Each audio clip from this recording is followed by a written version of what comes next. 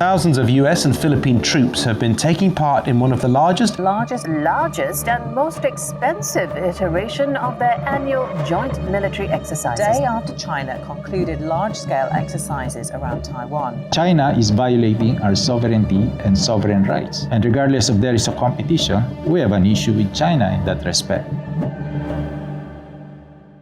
The strategic landscapes of Southeast Asia are in constant flux, influenced by both regional dynamics and global power plays. A recent announcement by the Philippines has marked a significant shift in this landscape.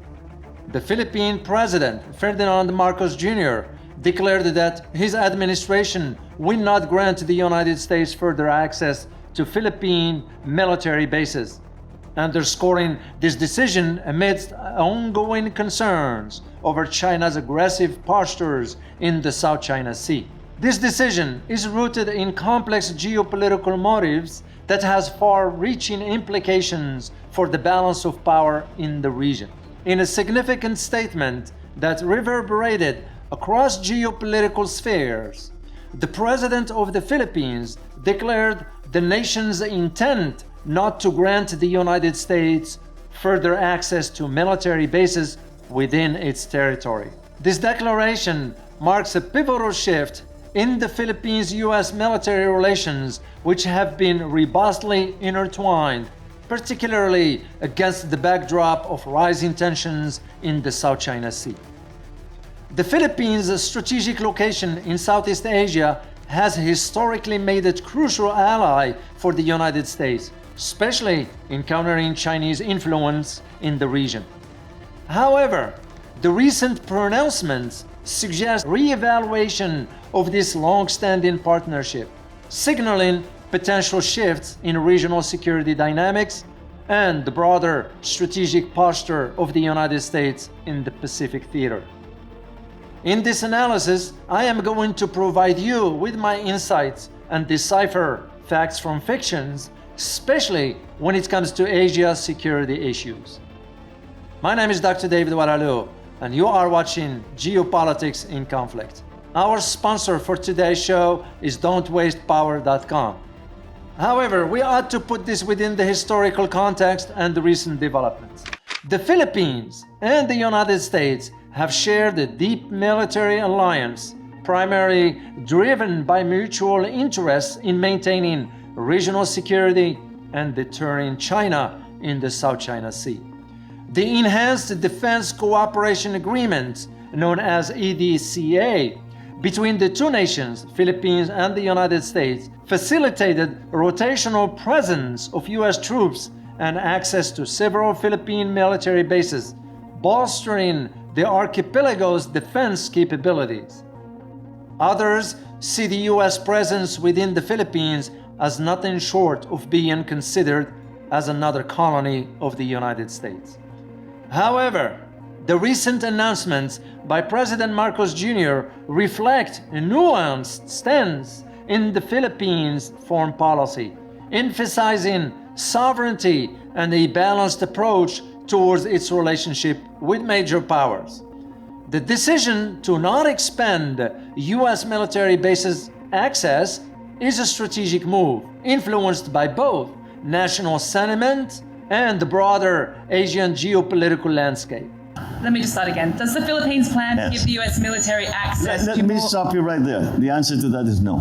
The Philippines has no plans to create any more bases or give access to any more bases. This pivot underscores the complex interplay of regional security concerns that Manila must navigate. Yet, many observers wonder whether Marcos Jr. can follow through. I have my doubts. A big thank you to our sponsor, don'twastepower.com, for making this show possible. Just like groceries, gas, and food, your energy bills are expected to keep hitting record highs over the coming months, too. These power bills have gotten so expensive for the average American that a record number, 20 million households, are now behind on their power bills. Some power companies have a shocking $13 million in uncollected bills because the average household cannot afford the rising cost of electricity today. Yet, the greedy power companies show no signs of lowering cost. That's why I have been lowering my energy bills thanks to the little amazing device that I absolutely love. I want to slash my power bills, beat the greedy utility companies, and keep more money in my pockets every month. This little gadget that plugs into a wall outlet is designed to stop your home from wasting unnecessary energy, reduce your home's electricity usage, extend the lifespan of appliances, ensure a consistent and safe flow of electricity to your home, and much more. Be sure to use the link in the description below to get a 60-day risk-free trial, 65% off, and free shipping, including completely complimentary with every purchase, with many other free bonuses before they sell out, by going to www.don'twastepower.com. That's www.don'twastepower.com. Once again, that's www.don'twastepower.com. Order now. Now let's go back to our topic here. What are the implications for regional security and U.S. strategic interests? The refusal to allow more U.S. bases in the Philippines presents several implications for regional security and the strategic calculations of the United States in the Pacific theater. First, it may limit the U.S. military agility and readiness in Asia, constraining its ability to project power and respond promptly to regional crises, particularly those arising from the South China Sea disputes. The U.S. has relied on its Philippine bases to ensure a rapid deployment capability, which serves as a deterrent against potential Chinese expansionism. Second, this development could encourage the United States to seek alternative regional partnerships and military arrangements, possibly with countries like Vietnam, Indonesia, or even reinvigorating ties with Thailand.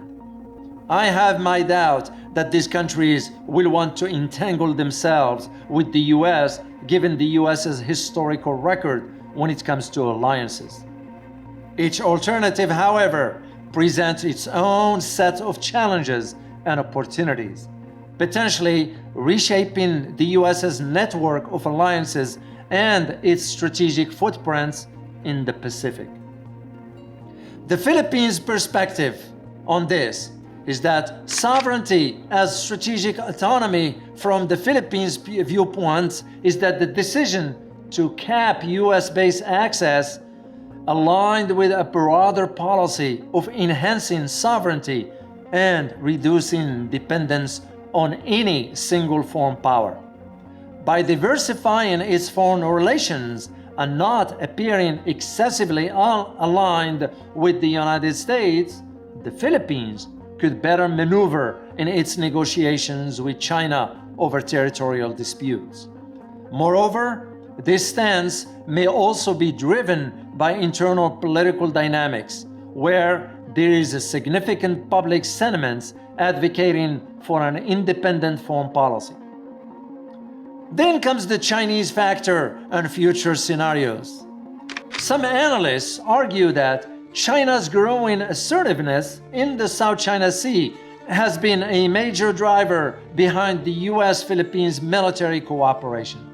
With the Philippines now limiting US access, China might perceive a reduction in US influence as an opportunity to strengthen its position in the disputed waters.